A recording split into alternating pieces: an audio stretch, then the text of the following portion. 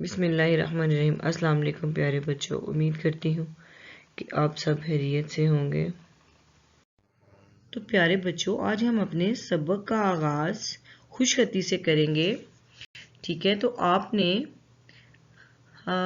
آج گول ہے کی اشکال سے لفظ لکھنے کی، الفاظ لکھنے کی مشق کرنی ہے، ٹھیک ہے؟ گول ہے کی 3 اشکال ہیں، آپ یہ سامنے دیکھ بھی رہے ہیں۔ یہ پہلی جو اشکال ہیں یہ گول ہے کی پہلی شکل ہے، جو تیسرے نمبر پہ ہے وہ گول ہے کی دوسری شکل ہے، اور چوتھے نمبر پہ جو ہے وہ گول ہے کی تیسری اور آخری شکل ہے، ٹھیک ہے؟ یہ لکھا ہوا ہے۔ اب دیکھیے یہ ہے میں گول ہے کی کون سی اشکال ہے؟ شاباش، یہ گول ہے کی پہلی شکل ہے، بہت خوب۔ اب آگے دیکھیے، اب کہاں، کاف ہے الف خا نون گنا کہاں، اب یہاں پہ یہ گول ہے کی کون سی اشکال ہے؟ واو، یہ گول ہے کی دوسری شکل ہے۔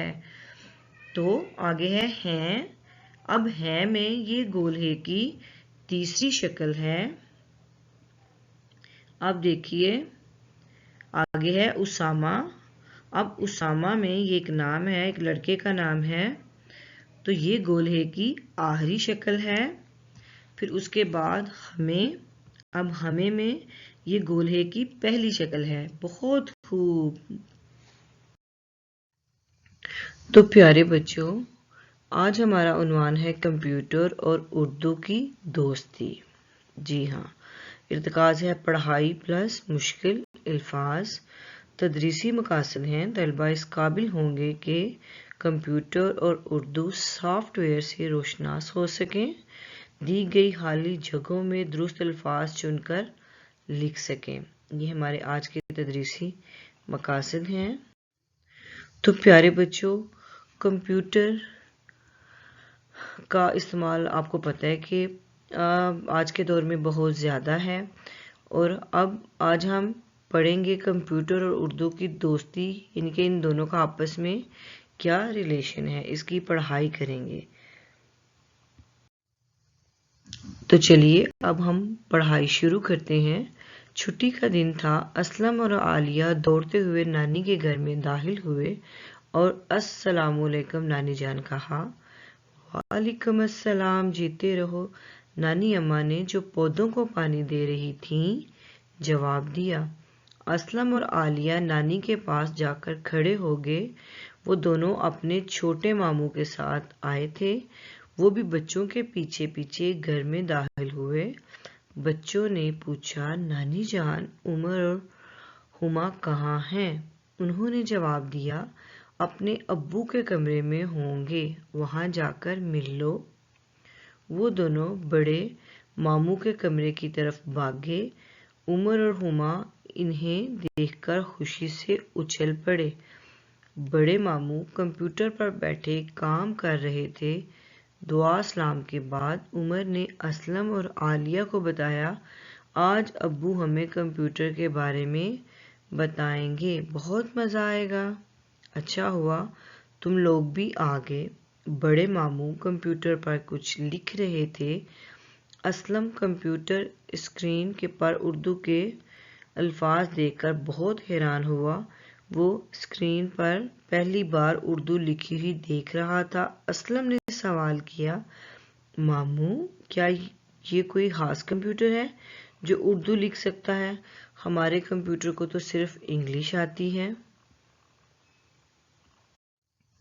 ماموں یہ سن کر مسکرائے اور بولے، تمہارا کمپیوٹر بھی اردو لکھ سکتا ہے، بلکہ جو زبان چاہو اسے لکھ سکتا ہے۔